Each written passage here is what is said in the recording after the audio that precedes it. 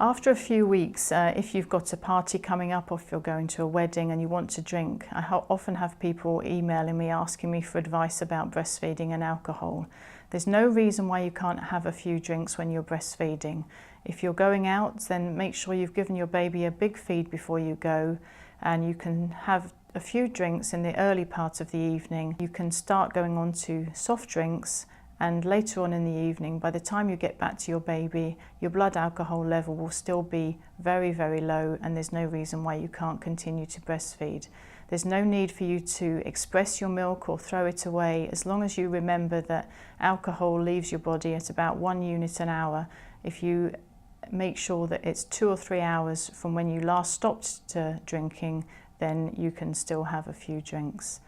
I wouldn't recommend you drink regularly, and general advice is that you shouldn't drink when you're breastfeeding. But for special occasions, I don't see any reason why you can't just have the odd one.